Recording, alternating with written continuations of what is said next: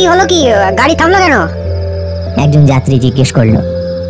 আর বলবেন না, সামনে একটা ঘাটের মরা চলে এসেছিল। ওই কি হয়েছে কি, মাঝ রাস্তায় এভাবে দাঁড়িয়ে আছিস কেন? এক্ষুনি বাসে ধাক্কা লাগলে দোষটা আমাদের হতো। যত সব। ক্ষমা করবেন, এটা কি নিশ্চিন্দিপুর যাবে?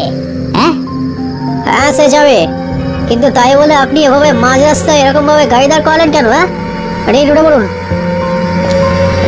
সেই লোকটা এবার জানলার ধারে বসা এক বছর 25-এর যুবকের কাছে গিয়ে জিজ্ঞেস করলো, কিছু যদি মনে না করেন এখানে একটু বসতে পারি? সে আগন্তুকের মুখের সেই কখন বাড়ি থেকে খেয়ে বেরিয়েছে। সকালবেলা মাও ছিল না বাড়িতে, তাই এক গ্লাস ছাতু গুলে সেটা খেয়েই বেরিয়ে পড়েছিল। নেহাত আজকে 2খানা পরীক্ষা পরপর ছিল, নইলে এত দেরি কখনোই হয় না তার।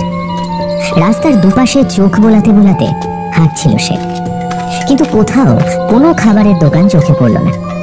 অদ্ভুত ব্যাপার, অন্যান্য দিন তো আশেপাশে অনেক খাবারের দোকান চোখে পড়ে, তাহলে আজ কোনো দোকান চোখে পড়ছে না কেন? হ্যাঁ যাই হোক, ওই বাস স্ট্যান্ডের কাছাকাছি গিয়ে কোনো একটা মিষ্টির দোকান থেকে কিছু একটা খেয়ে নেওয়া যাবে। তারপর একবার ঘড়ির দিকে তাকালো শুভ। এই বাবা, অনেকটা দেরি হয়ে গেল, 6টা বাজতে চললো। 6টা 5-এর বাসটা না পেলে আবার 2 ঘন্টা বসে থাকতে হবে। সে দৌড়তে শুরু করলো, আর 5 মিনিটের মধ্যে যে করেই হোক আমাকে বাস স্ট্যান্ডে পৌঁছতে হবে। শুভ যে কলেজে পড়ে সেই কলেজ তার গ্রাম থেকে 3 ঘন্টা বাসে যেতে হয়। আশেপাশে তো আর তেমন ভালো কলেজও নেই, তাই নিরুপায় হয়ে শুভকে এই এত দূর জার্নি করতে হয়। এছাড়া তার গ্রাম থেকে কেউই কলেজে পড়তে আসে না, তাই গোটা জার্নিটা তাকে একাই করতে হয়, কোনো সঙ্গী পাওয়া যায় না। এই বাসটা আমাকে পেতেই হবে, নইলে বাড়ি ফিরতে ফিরতে সেই 9টা বাজবে। তার উপর আবার গ্রামের মোড়ের মাথায় সেই বট গাছটা, ও বাবা, ওর পাশ দিয়ে যেতেই আমার বড় গাছ ছমছম করে। সঙ্গে থাকতে থাকতে গ্রামে ঢুকে পড়তে পারলে বাঁচি। যাই হোক, দৌড়তে দৌড়তে যখন সে বাস স্ট্যান্ডে পৌঁছলো তখন বাসটা প্রায় ছেড়েই দিচ্ছিল। হ্যাঁ, খাওয়া দাওয়া চুলোয় যাক, আগে তো বাড়ি ফিরি। কোনো মতে বাসে উঠে জানলার ধারের একটা সিট ম্যানেজ করে বসে হাঁপ ছাড়লো সে। বাবা, বাঁচলাম। কন্ডাক্টর এগিয়ে এলো তার দিকে। কোথায় যাবে ভাইপো? কুমোরপুর যাব। এই বলে একটা 10 টাকার নোট সে বাড়িয়ে দিল কন্ডাক্টরের দিকে। কন্ডাক্টর তাকে টাকার বিনিময়ে টিকিট দিয়ে ড্রাইভারের পাশে গিয়ে বসল। এতক্ষণে বাসের ভেতরটা চোখে পড়ল তার। গোটা বাসটা ফাঁকা, খালি একদম সামনের দিকে 2 জন যাত্রী বসে আছে। কিছুক্ষণ বাদে তারাও নেমে পড়ল। এখন গোটা বাসে সে একা। কন্ডাক্টর আর ড্রাইভার বাসের একদম সামনের দিকে বসে রয়েছে। বাসের মধ্যে একটা মিটিমিটি হলুদ আলো জ্বলছে। সেই আলোয় বাসের ভেতরটা কেমন মোহময় লাগছে। এমন সময় বাসটা হঠাৎ ব্রেক কষে দাঁড়িয়ে পড়ল। আরে কি হলোটা কি, গাড়িটা ব্রেক মারলো কেন? আর বলো না, একটা ঘাটের মোড়া চলে এসেছিল গাড়ির সামনে। ওই কি হয়েছে কি, মাঝ রাস্তায় দাঁড়িয়ে আছিস কেন? এক্ষুনি বাসে ধাক্কা লাগলে দোষটা আমাদের হতো। যত সব। ক্ষমা করবেন, এটা কি নিশ্চিন্দিপুর যাবে? হ্যাঁ সে যাবে, কিন্তু তাই বলে আপনি মাঝ রাস্তায় এরকম ভাবে গাড়ি দাঁড় করালেন কেন? আশ্চর্য তো। নিয়ে উঠে বলুন। শুভ দেখলো একটা কম্বল মুড়ি দেওয়া লোক বাসে উঠে এলো আর ঠিক শুভর পাশে চলে এলো। আচ্ছা, এখানে কি একটু বসতে পারি? হ্যাঁ বসুন। গোটা বাস ফাঁকা থাকতে আমার কাছেই এসে বসার বাকি হলো। কে জানে বাবা। বাস আবার নিজের ছন্দে চলতে শুরু করলো। কন্ডাক্টর সেই লোকটার কাছ থেকে ভাড়া নিয়ে টিকিট দিয়ে আবার তার নিজের স্থানে ফিরে গেল। কিছু মনে করবেন না, এত জায়গা থাকতে ঠিক আপনার পাশে এসে বসলাম। আরে না না, ঠিক আছে, কোনো সমস্যা নেই। বাবা, লোকটা কি অন্তর্যামী নাকি? মনের কথা পড়ে ফেল। জানলার ধারে ঠান্ডা হাওয়ায় কখন যে তার চোখটা লেগে এসেছিল খেয়াল নেই। হঠাৎ পাশের লোকটার হালকা ঠেলায় তার চটকাটা ভেঙে গেল। দাদা, কিছু খাবেন নাকি? আপনাকে দেখে কেন জানি না মনে হচ্ছে আপনার খুব খিদে পেয়েছে। এই বলে লোকটা একটা কাগজের ঠোঙা শুভর দিকে এগিয়ে দিল। শুভ আবারও চমকে উঠল। এই লোকটা কি করে বুঝলো যে আমার খিদে পেয়েছে? যাকে যা খিদে পেয়েছে, এখন কিছু না ভেবে খেয়ে নেওয়াই ভালো। শুভ তার হাত থেকে ঠোঙাটা নিয়ে সেটা খুলল। ভেতরে কটা পেয়ারার মতো জিনিস রয়েছে। তাতে হালকা সিঁদুরের মতো কি যেন লেগে। সে সন্দিগ্ধ চোখে প্যারাটার দিকে তাকিয়েছিল। কিছু মনে করবেন না, এটা আমাদের গ্রামের খুব জাগ্রত এক দেবীর প্রসাদ, তাই হালকা সিঁদুর লেগে রয়েছে। শুভ আর কিছু না ভেবে সেটা মুখে পুড়ে নিল। আহা, কি কি অসাধারণ খেতে, তারপর এত খিদে পেয়েছিল, পুরো পুরো অমৃত। খাওয়া শেষ করে একটা তৃপ্তির ঢেকুর তুলে ব্যাগ থেকে জলের বোতলটা বের করলো। এই রে, জলটা তো শেষ হয়ে গেছে, কিছু মনে করবেন না, আপনার কাছে কি একটু জল হবে? হ্যাঁ হ্যাঁ, অবশ্যই হবে, এতে আর মনে করার কি আছে? পথিকরা তো ভগবান, তাদের সেবা করা তো আমাদের ধর্ম। লোকটা এক বোতল জল তার দিকে এগিয়ে দিল। শুভ ধক ধক করে অর্ধেক বোতল শেষ করে তার হাতে বোতলটা ফেরত দিল।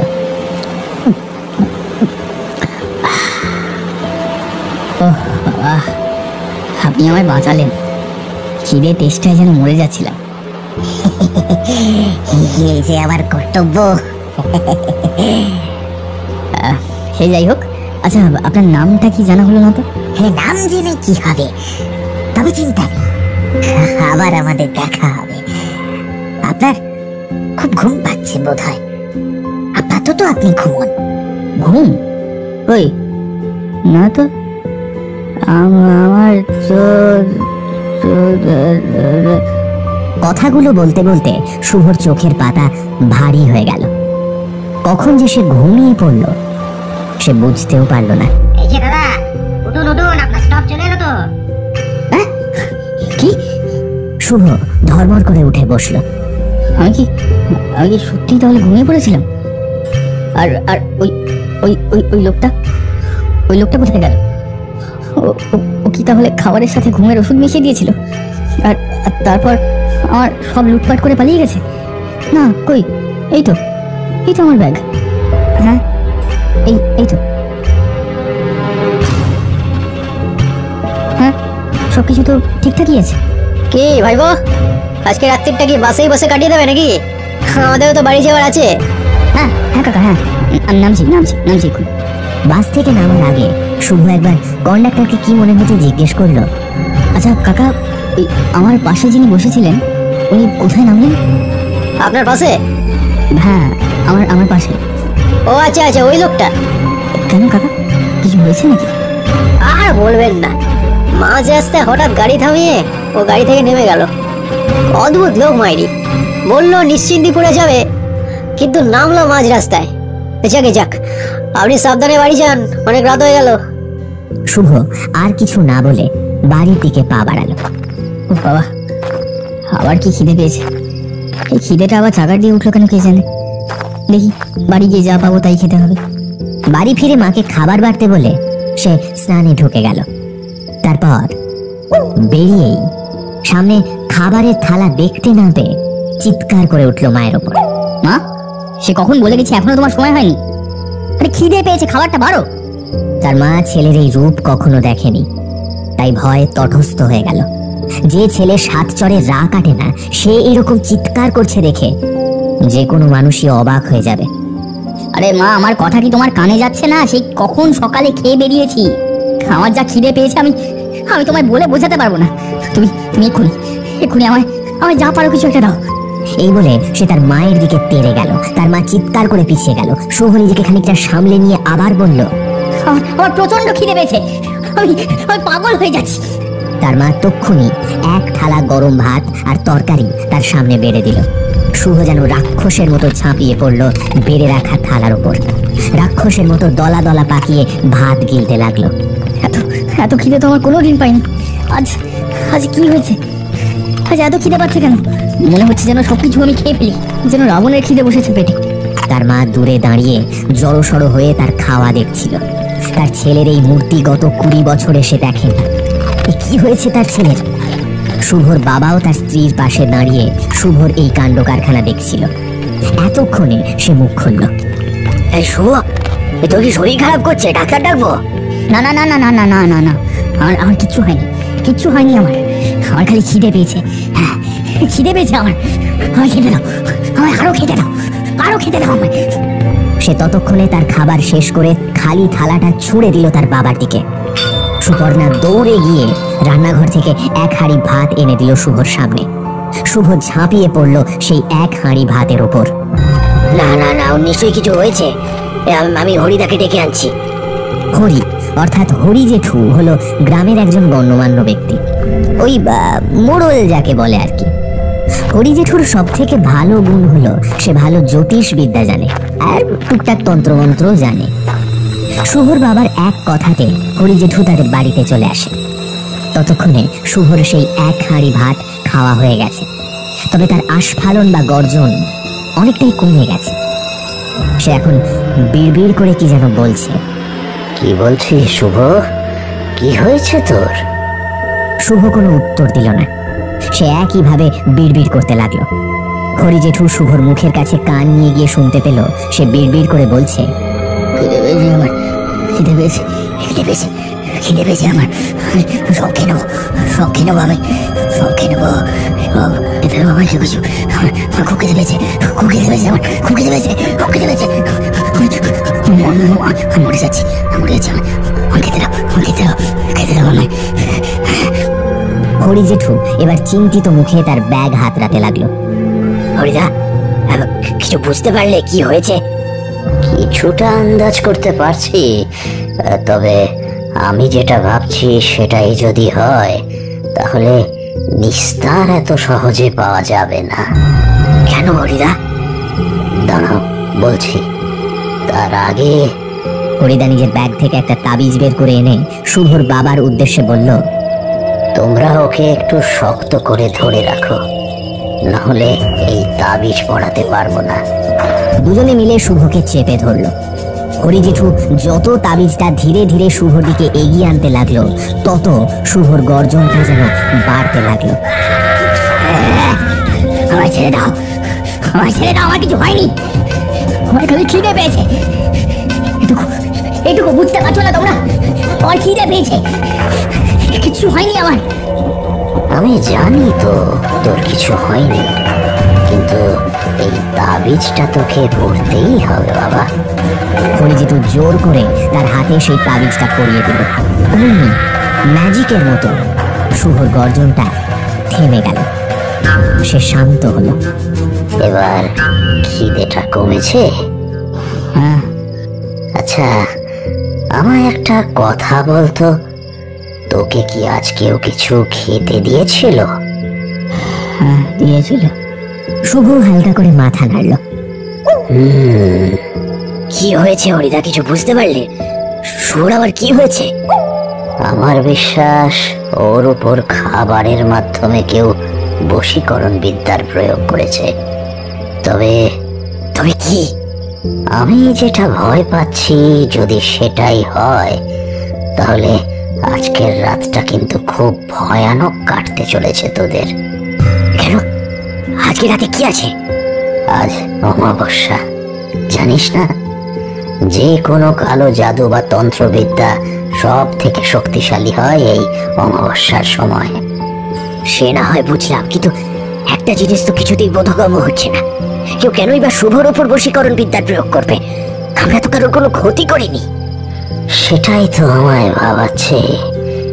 যাকে, এটা সিদ্ধেশ্বরী মায়ের মন্ত্রপুত তাবিজ। এটা যেন শুভ কোনোভাবেই না খোলে, সেটা দেখিস। আর পারলে আজ সারা রাত তোরা একসাথেই ঘুমোস। কাল অমাবস্যা কাটলে একবার মন্দিরে নিয়ে আসিস। ওর নামে মায়ের কাছে একটা পুজো দেব, তাতে যদি কোনো উপায় হয়। আচ্ছা আচ্ছা, তাই করবো হরিদা। হরিদার কথা মতো শুভর বাবা আর মা শুভর সাথে শুয়ে পড়ল। তখন মাঝরাত। হঠাৎ করেই শুভর ঘুমটা ভেঙে গেল। বড্ড অস্বস্তি হচ্ছে, দরদর করে ঘামছি, যাই একটু স্নান করে আসি। শুভ উঠে দেখলো তার ঘরেই বাবা মা মাটিতে বিছানা করে শুয়ে আছে। শুভ তাদের না জাগিয়ে পা টিপে টিপে স্নান ঘরের দিকে এগোলো। কিছু দূরে তার সাধের বেড়াল মিনি জড়সড় হয়ে শুয়ে আছে। ও তার পাশ কাটিয়ে ধীরে ধীরে স্নান ঘরে ঢুকে স্নান করে বিছানায় ফিরে এসে আবার শুয়ে পড়ল। আজকের দিনটা বড্ড অদ্ভুত কাটলো। কেন এমন কাটলো কে জানে। বাকিরা তো বলছে আমার ওপর নাকি বশীকরণ বিদ্যা প্রয়োগ হয়েছে। কিন্তু আমি তো ওইসব মানি না। গ্রামে গঞ্জে এসব কুসংস্কার প্রায়ই শোনা যায়। এই তো বাসের গ্রামে মরা নদীর চরে নাকি নিশি রয়েছে, ওই মামার বাড়ির ওদিকেই তো মরকমারির বিল নাকি একটা আছে। দূর, সব কিচ্ছু হয় না, সবই বুঝবো কি। আজকে যা ক্লান্ত ছিলাম তা থেকেই বোধহয় এত খিদে পেয়েছে। নিজের মনকে আশ্বাস দিলেও কিছুতেই সেই বাসের লোকটাকে মন থেকে সরাতে পারছিল না সে। বড়ই অদ্ভুত সেই লোকটা। এইসব ভাবতে ভাবতে আবার ঘুমের দেশে তলিয়ে গেল শুভ। বেশ অনেকক্ষণ পর হঠাৎ করে আবার ঘুমটা ভেঙে গেল তার। এ কি, আবার খিদে পাচ্ছে কেন? ও কি যন্ত্রণা! পাশে কাউকেই দেখতে না পেয়ে সে চিৎকার করে উঠল। শুনতে পাচ্ছ ওমা? এই আমার খিদে পেয়েছে, আমার কিছু খেতে দাও না। কিন্তু কোথাও কোনো সাড়া পাওয়া গেল না। শুভ উঠে গিয়ে পাশের ঘরে গিয়ে দেখলো সেখানেও কেউ নেই। এই শুনতে পাচ্ছ না তোমরা?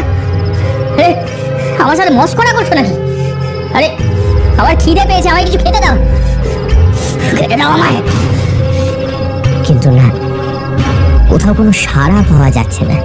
গোটা বাড়িতে কেউ নেই, এমনকি মেয়েকেও দেখতে পাওয়া যাচ্ছে না। তবে কি ওরা সবাই আমাকে ছেড়ে পালিয়ে গেল নাকি? দাঁড়া, একবার আসুক, একজনকেও ছাড়বো না। তুমি খেতে না দিয়ে পালিয়ে গেল, একবার আসুক, আসুক একবার আসুক। হঠাৎ পেছন থেকে একটা ফ্যাস ফ্যাসে গলা শুনতে পেল শুভ। কাউকে খুঁজছ শুভ? শুভর শির দাঁড়াবে একটা ঠান্ডা হিমেল স্রোত বয়ে গেল যেন। কে কে তুমি? এই গলাটা কোথায় যেন শুনেছি বলে মনে হচ্ছে।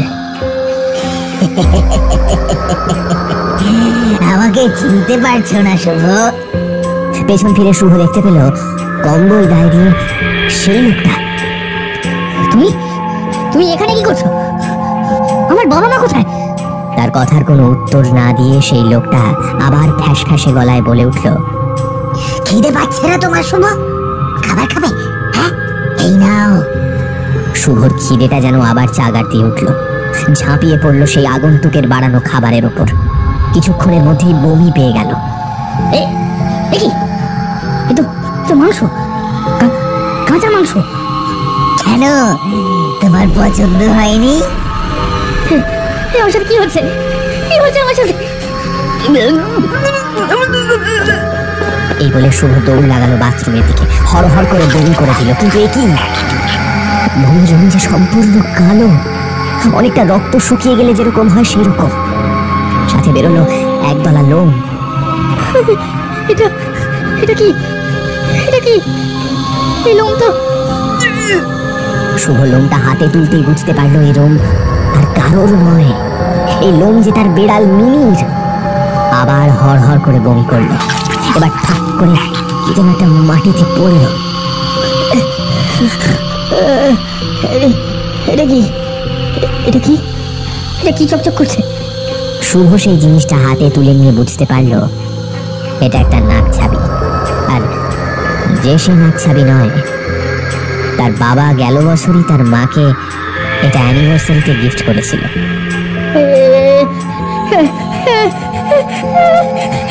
আমার মাথা কাজ করছে না, আমার মাথা কাজ করছে না। কি হলো? বাবা, বাবা, মা, তোমার কোথায়? ততক্ষণে সেই লোকটা তার পেছনে চলে এসেছে। কি শুভ, খিদে পাচ্ছে না? শুভ দৌড়ে গিয়ে একটা ঘুষি ছুড়ে দিল সেই লোকটার উদ্দেশ্যে। কিন্তু লোকটা সরে যাওয়ায় শুভ ছিটকে পড়ল। তুই আমার সাথে কি করেছিস? কি করেছিস তুই? রাক্ষস! তুই এখন রাক্ষস ছাড়া আর কিছুই না। আমাদের দুনিয়ায় স্বাগত। এর থেকে কোনো মুক্তি নেই। তবে চিন্তা নেই, এখন তোর পাগল পাগল লাগছে তাই না? কিন্তু আর কটা দিন যাক, আস্তে আস্তে ব্যাপারটা তোর কাছেও স্বাভাবিক হবে। হঠাৎ করেই শুভ শান্ত হয়ে গেল। আমি কিন্তু এখনো আমার প্রশ্নের উত্তর পেলাম না। তুমি কে? হ্যাঁ, আর এটা আমার সাথে কি হচ্ছে? আমি, আমাদের কোনো নাম হয় না, আমাদের নিজস্ব কোনো পরিচয় নেই। আমরা খালি আমাদের দেবীর উপাসক, তার দাস, তার সৈন্য। নিজেকে একা ভেবো না শুভ, তুমি এখন আমাদের এই গোটা সৈন্য দলের অংশ। তোমার আর মুক্তি নেই। ধীরে ধীরে এই গোটা গ্রাম তোমার খিদের পরিণাম ভোগ করবে। মুক্তি নেই মানে? মুক্তি নেই মানে কি? মুক্তি নেই মানে কি? মুক্তি আছে, এই অসহনীয় খিদের কোনো মুক্তি হয় না। একটা বাঁকা হাসি খেলে গেল শুভর মুখে। সেই আগন্তুকের অলক্ষ্যে অনেকক্ষণ আগেই ঘরের কোণ থেকে কেরোসিনের জারটা উল্টে দিয়েছিল সে। গোটা ঘরে এখন কেরোসিন ছড়িয়ে। পায়ের কাছে ভিজে ভিজে অনুভূত হতেই সে আগন্তুক মেঝে স্পর্শ করে হাতের আঙুল নিজের নাকের কাছে এনে শুকে চিৎকার করে উঠল। শুয়োরের বাচ্চা, গোটা ঘরে তুই কেরোসিন ছড়িয়ে দিয়েছিস। মুক্তি আমি একা পাবো না, তোমাকে শুদ্ধ নিয়ে দুজনে মিলে একসাথে মুক্ত হব। এই বলে শুভ একটা দেওয়ালের কাঠি জ্বালিয়ে কেরোসিন ভরা মেঝের উপর ছুঁড়ে দেয়। গোটা ঘর দাউ দাউ করে জ্বলতে থাকে। সে আগন্তুক এবার পালানোর চেষ্টা করে, কিন্তু শুভ তাকে এত সহজে ছাড়বে না। জাপটে জড়িয়ে রাখে সে আগন্তুককে। এই শুয়োরের বাচ্চা, ছাড় আমাকে, তুই যা মরিয়ে মর, আমাকে সাথে টানছিস কেন?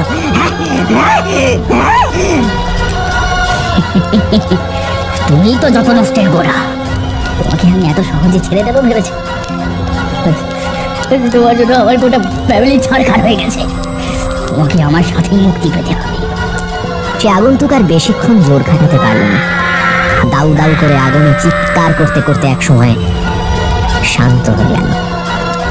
শুভর দেহটা নিথর হয়ে যাওয়ার আগে তার মুখে যেন একটা হাসি খেলে গেল।